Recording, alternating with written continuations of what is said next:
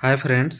आज आप लोग के लिए मैं UGC net paper 2 economics subject से आपका यूनिट 1 व्यष्टि अर्थशास्त्र यानी कि माइक्रो अर्थशास्त्र से क्लास लेकर आया हूँ। ठीक है।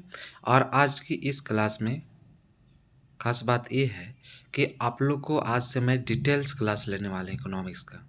अगर आप यूजी पीजी में अगर डिटेल्स नहीं पढ़े हैं तो भी आपको क्लियर समझ में आएगा।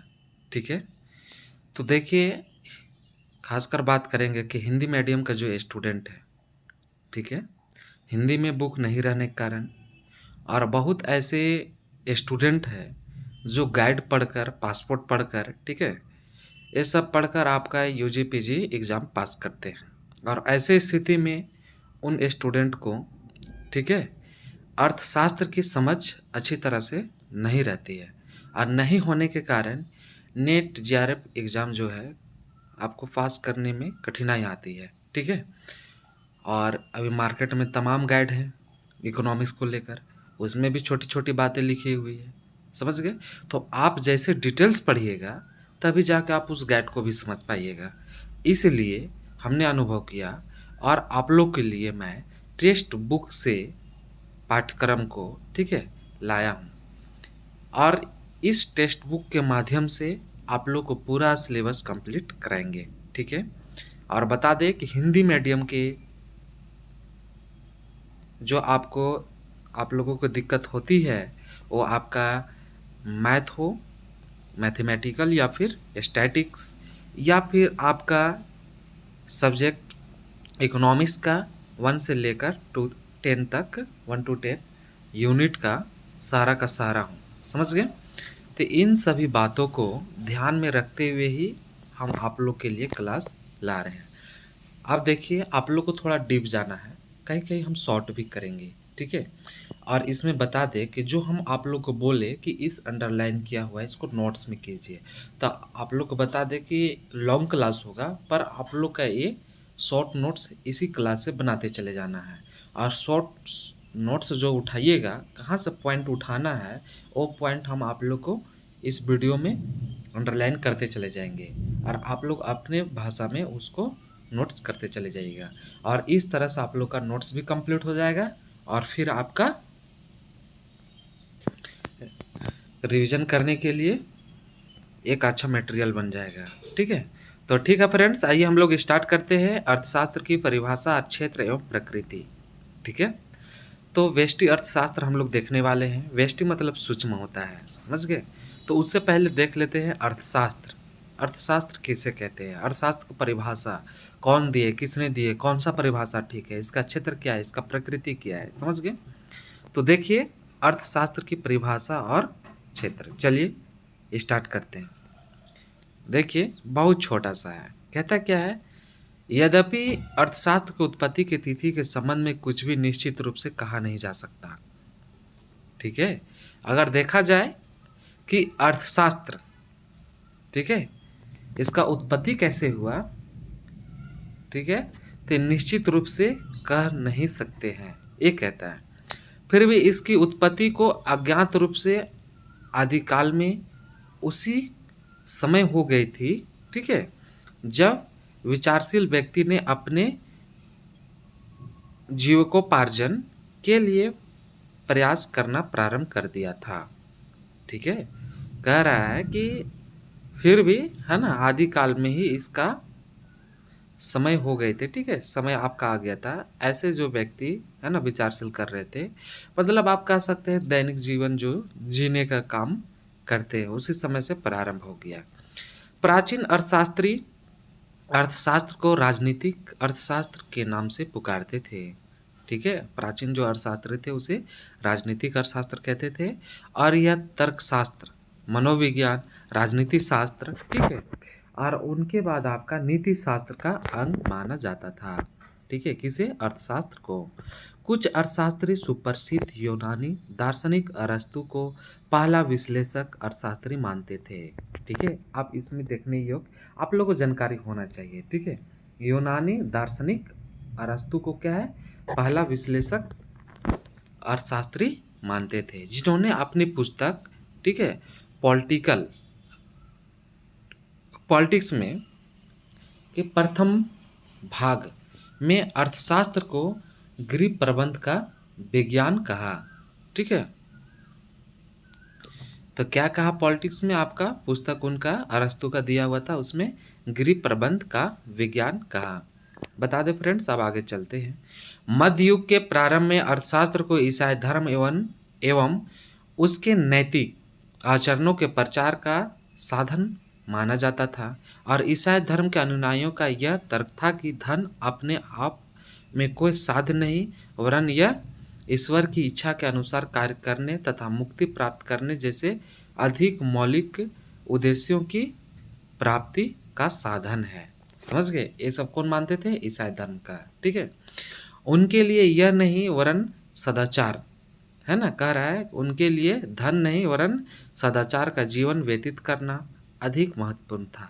ठीक है, उनके लिए धन कमाना नहीं, सदाचार का जीवन, ठीक है, व्यतीत करना अधिक महत्वपूर्ण था। अतः उस युग में धन एवं अर्थशास्त्र पर बहुत कम ध्यान दिया गया।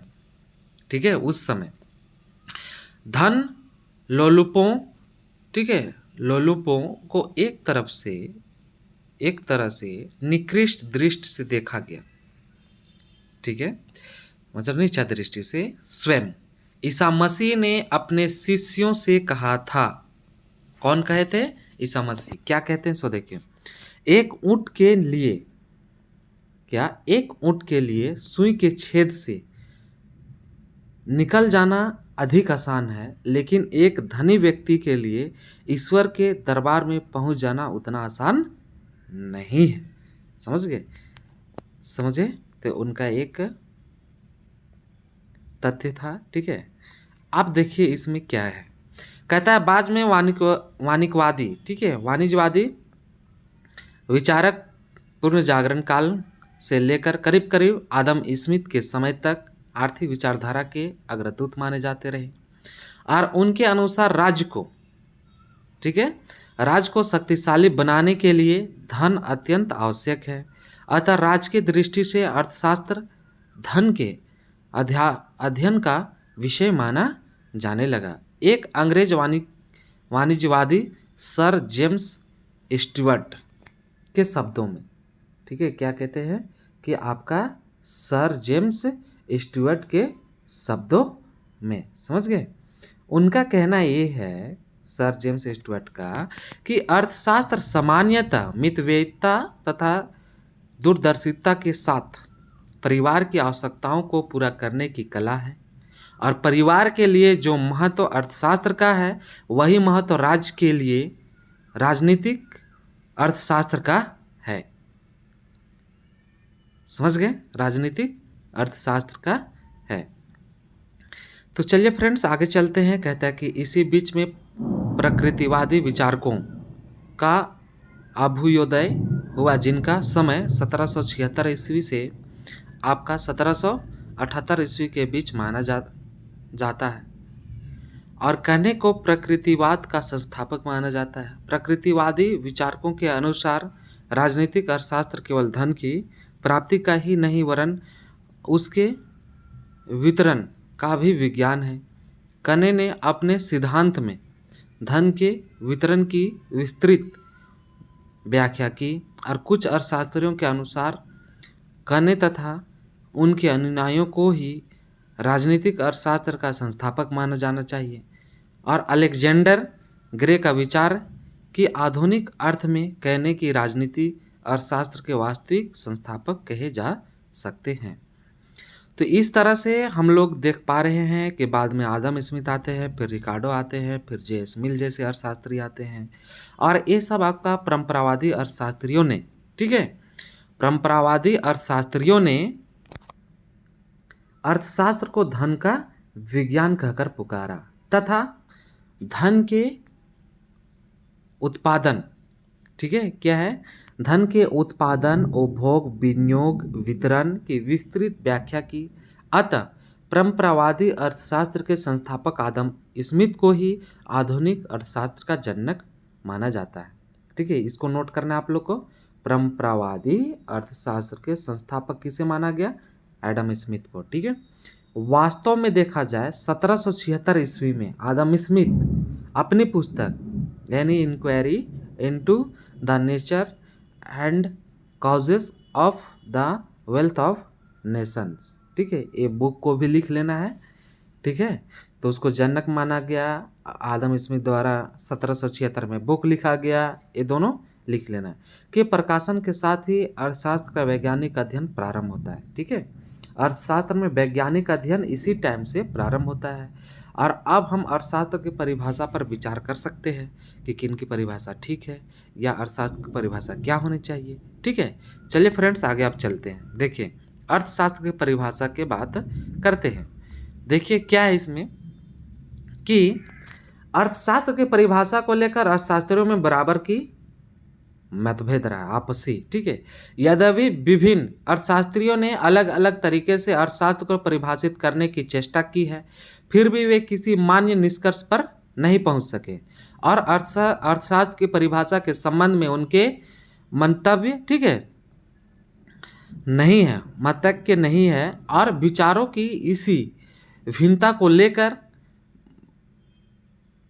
बारबरा बूटन, ठीक है, ने कहा, बारबरा बूटन कहते हैं कि जब भी 6 अर्थशास्त्री इकट्ठे होते हैं वहाँ 7 मत आते हैं। कहने का मतलब अगर एक अर्थशास्त्रियों का जो अर्थशास्त्रियों का अगर एक जगह बैठा दिया जाए, अगर 4 अर्थशास्त्री है तो 8 विचार आएंगे, समझ गए।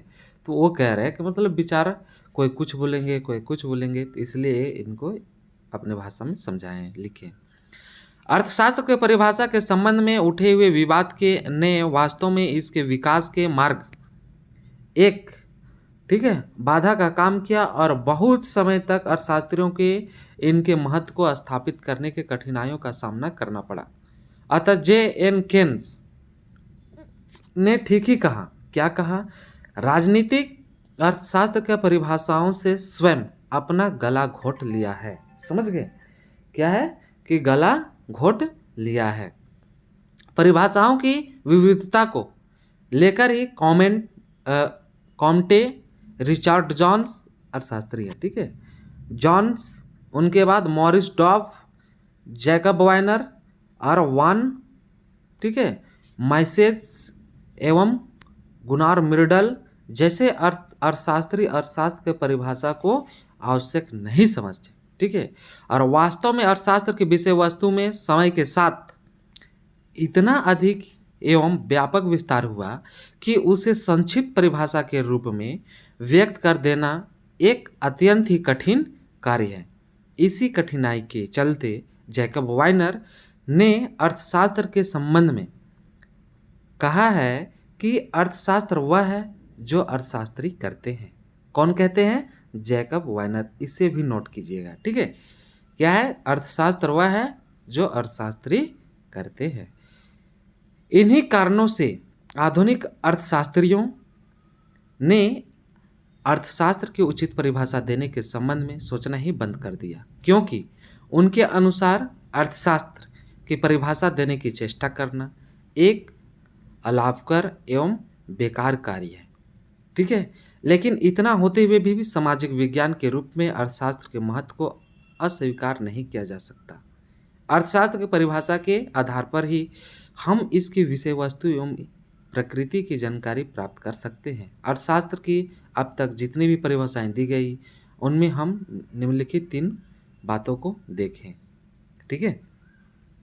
तो बता दें कुल मिलाकर कि हम लोग अभी देखने वाले हैं, ठीक है। कौन सा बात? आपका पहला है कि प्राचीन अर्थशास्त्रों की परिभाषा, जिसमें आदम स्मिथ का नाम प्रमुख है, मार्शल की परिभाषा सेकेंड है, थर्ड है आपका रॉबिन्स का परिभाषा। तो इन सभी आपका परिभाषाओं को देखने वाले हैं। जैसे यहाँ पर आप देख सकते हैं आदम स्मिथ की परिभाषा से हम लोग स्टार्ट करते हैं, ठीक है। आदम स्मिथ की परिभाषा, ठीक है। देखिए आदम स्मिथ का परिभाषा क्या है?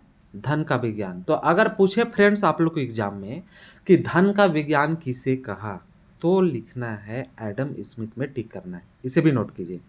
प्राचीन अर्थशास्त्रियों के अनुसार अर्थशास्त्र का मौलिक संबंध धन से है। क्या कहता है? मौलिक संबंध किससे है? धन से है।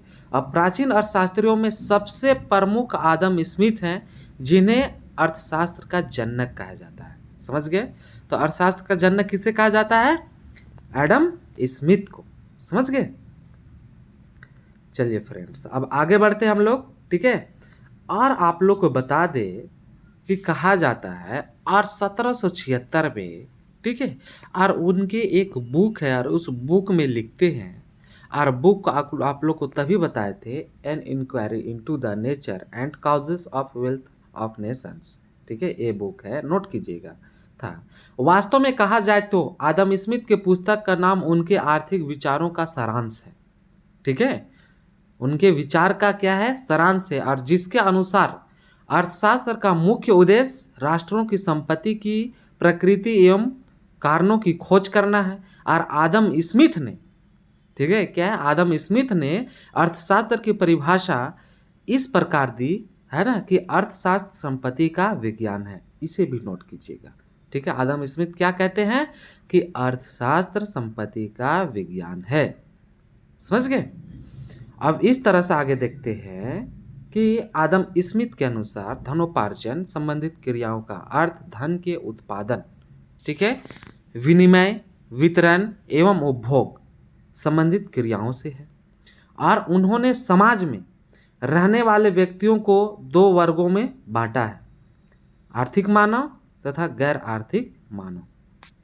आर्थिक मानव सदा संपत्ति के अर्जन में लगा रहता है, ठीक है, और किंतु गैर आर्थिक मानव संपत्ति के पीछे नहीं दौड़ता है। आदम स्मिथ के अनुसार अर्थशास्त्र का संबंध आर्थिक मानव है, आर्थिक मानव से है। और अन्य प्राचीन अर्थशास्त्रियों ने भी आदम स्मिथ के परिभाषा का समर्थन किया, जिसमें कौन कौन किए? आपका आदम स्मिथ का परिभाषा का समर्थन तो आते हैं रिकार्डो, जे एस मिल, जे बी से, वाकर, सीनियर इत्यादि आपका अर्थशास्त्रियों के नाम प्रमुख है। ठीक है, आप देख सकते हैं कि जे बी से अर्थशास्त्र वह विज्ञान है जो संपत्ति की विवेचना करता है। उसी तरह से वाकर क्या कहते हैं कि अर्थशास्त्र ज्ञान की वह शाखा है जिसका संबंध धन से है। तो इस तरह से उनके जितने भी अर्थशास्त्री थे उनके समर्थन में सब अपना अपना कुछ न कुछ क्या कहते हैं परिभाषा दिए। ठीक है, और इसी तरह से आप लोग बता दें कि आदम स्मिथ का जो धन का विज्ञान था उनका द्वारा परिभाषा दिया हुआ है ना, और इसका भी आलोचना किया जाता है। समझ गए?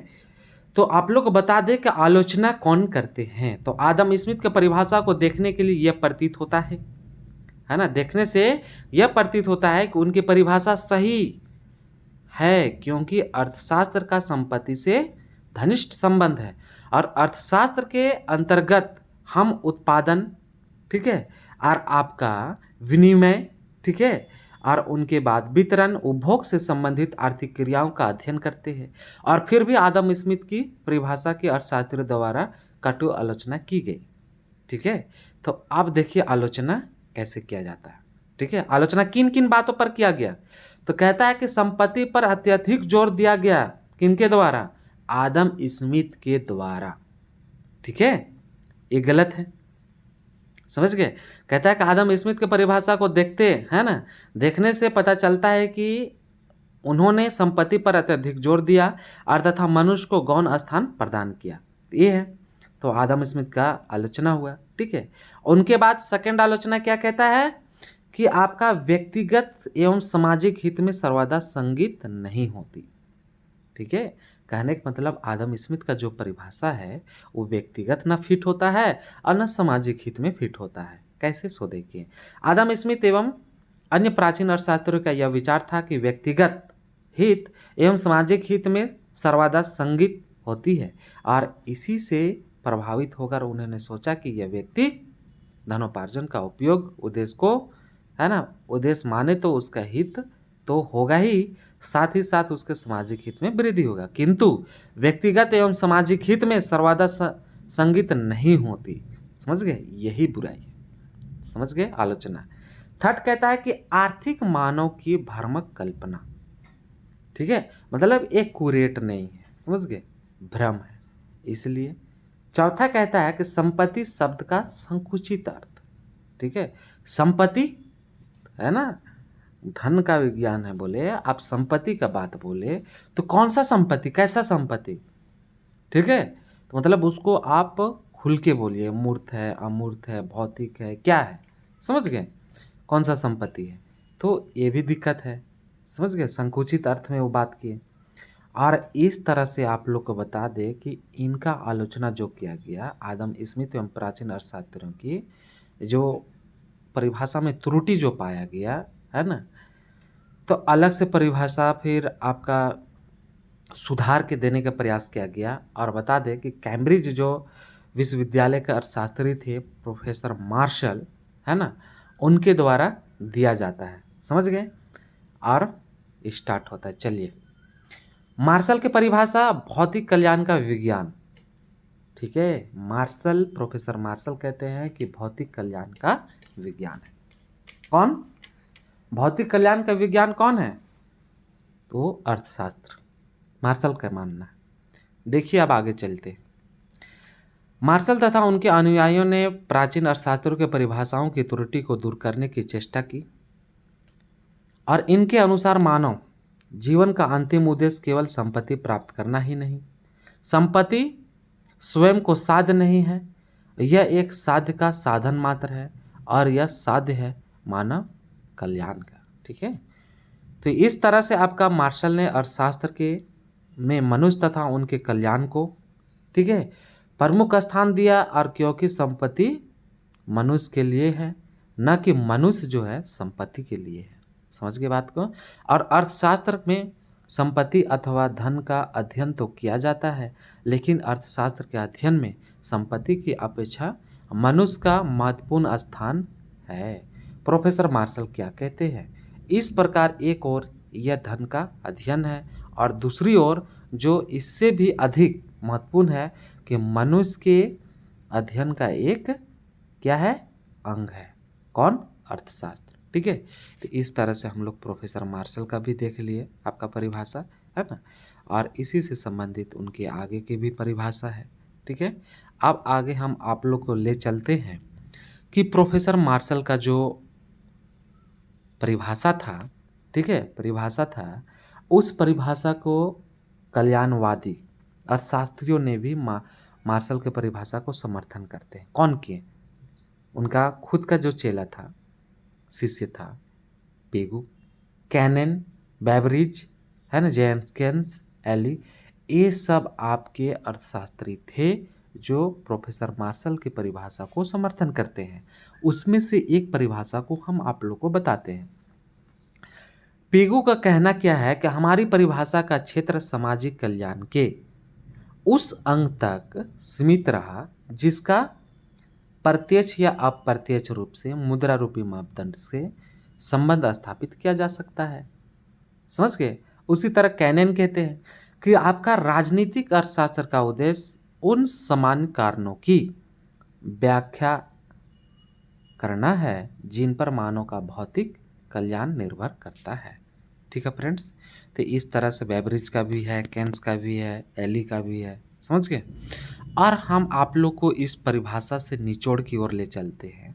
और मार्शल की परिभाषा का मुख्य जो तथ्य है वो पहला जो आप देख पा रहे हैं कि अर्थशास्त्र में धन की अपेक्षा मनुष्य का अध्ययन प्रधान है, समझ गए। कहने का मतलब ये हुआ कि आप अर्थशास्त्र में,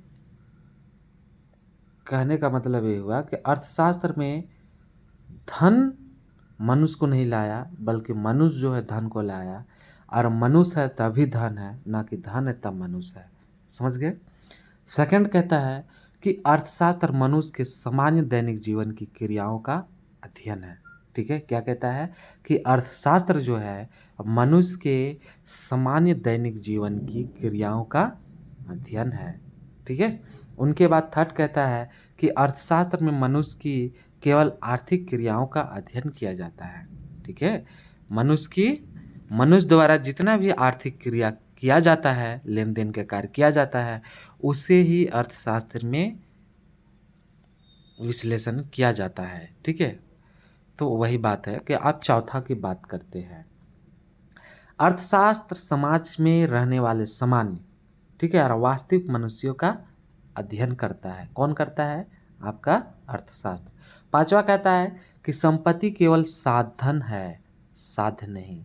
ठीक है, यानी कि जो धन है, समझ गए, वो साधन है, मतलब ये आपको जीवन जीने के लिए, ठीक है, जो आपको कपड़ा की आवश्यकता है, भोजन की आवश्यकता है, घर की आवश्यकता है, बहुत सारे, तो उनको खरीदने के लिए एक साधन है, धन साधन है, जीने के लिए साधन है, समझ गए। तो वही कह रहा है कि संपत्ति केवल साधन है, साध्य नहीं है। छठा का क्या कहता है कि अर्थशास्त्र भौतिक कल्याण का विज्ञान है। समझ गए। इस तरह से आपका अर्थशास्त्र भौतिक कल्याण का विज्ञान है। जैसे आप देख सकते हैं कि अर्थशास्त्र मानव कल्याण के से संबंधित है, किंतु कल्याण की वृद्धि भौतिक एवं अभौतिक, ठीक है, साधनों से होती है। जैसे खाना, कपड़ा, मकान आदि भौतिक साधन एवं सत्संग, चिकित्सा जैसे अभौतिक, ठीक है, साधन। लेकिन मार्शल के अनुसार अर्थशास्त्र का सभी साधनों के संबंध में ना होकर केवल भौतिक साधनों से है, अर्थात अर्थशास्त्र भौतिक कल्याण का विज्ञान है। ठीक है, ये किनका आपका परिभाषा, ये आप लोग का जो परिभाषा था, ये आप लोग का मार्शल का दिया हुआ था। अब फ्रेंड्स आप लोग को बता दें कि प्रोफेसर मार्शल का परिभाषा जो है कल्याण कल्याण संबंधित परिभाषा जो था, ठीक है, भौतिक कल्याण की बात करते थे और उनका भी आलोचना किया जाता है। आलोचना किस किस क्षेत्र में किया जाता है सो देखिए। अर्थशास्त्र का क्षेत्र संकुचित हो जाता है। क्या कहता है कि अर्थशास्त्र का क्षेत्र संकुचित हो जाता है इसमें, इसका भी परिभाषा में। सेकंड कहता है क्रियाओं का आर्थिक एवं गैर आर्थिक वर्गीकरण सही नहीं है। समझ गए। अब उनके बाद बता दें कि भौतिक एवं अभौतिक कल्याण के बीच स्पष्ट अंतर नहीं किया जा सकता। ठीक है, क्या है, स्पष्ट अंतर नहीं कर सकते। और अर्थशास्त्र को सामाजिक मनुष्यों तक सीमित रखना गलत है। ठीक है, ये भी आप समाज की बात करता है, समाज तक ही सीमित रखता है। अब पांचवा कहता है कि अर्थशास्त्र कल्याण से संबंध नहीं है। ठीक है, ये आप लोग का इनका आलोचना किया गया था। ठीक है, और इस आलोचना को, ठीक है, गलत बताते हैं प्रोफेसर रॉबिन्स। ठीक है, जैसे कहता है कि आर्थिक क्रियाएं सदा मानव कल्याण में वृद्धि नहीं करती, पहला गलती। ठीक है, सेकंड है कि मानव कल्याण का सही सही माप करना कठिन है। और थर्ड है कि कल्याण की धारणा सार्वभौम नहीं है। समझ गए। तो उसका आपका प्रकार था। सिक्स कहता है कि अर्थशास्त्र अधिक नीति प्रधान हो जाता है। ठीक, क्या है कि अधिक नीति प्रधान हो जाता है। सेवन, अर्थशास्त्र उद्देश्यों के बीच तटस्थ रहता है। एट, अर्थशास्त्र आपका अप्रत्यक्ष रूप से धन का अध्ययन है। समझ गए। तो अब देख सकते हैं कि इसके अंतर्गत क्या कहता है कि प्रोफेसर मार्शल के अनुसार अर्थशास्त्र का उद्देश्य भौतिक कल्याण की वृद्धि करना होता है। समझ गए। किंतु ध्यान दिया जाए, ठीक है, किंतु ध्यान दिया जाए और यह पता चलता है कि धन एवं भौतिक कल्याण के साधनों में कोई विशेष अंतर नहीं है। इसलिए यह कहा जाता है कि आदम स्मिथ की तरह मार्शल की अर्थशास्त्र में अप्रत्यक्ष रूप से धन का अध्ययन करते हैं। किंतु यहाँ पर स्पष्ट है कि आदम स्मिथ ने जहाँ धन को अधिक महत्व दिया था, वहाँ मार्शल ने मानव कल्याण को पर अधिक जोर दिया। ठीक है, और धन को उन्होंने भौतिक कल्याण का एक साधन मात्र माना, साध्य नहीं माना। और इस प्रकार मार्शल की परिभाषा की उपयुक्त आलोचना दी गई थी, जो अभी हम लोग देखे।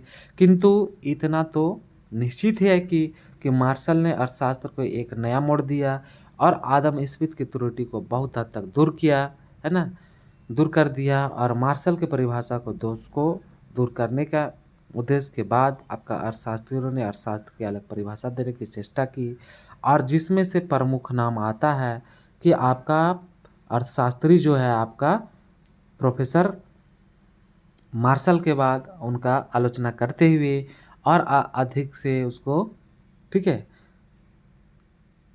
परिभाषित करते हुए प्रोफेसर रॉबिन्स अपना तर्क देते हैं, ठीक है, और उनका परिभाषा को देखेंगे।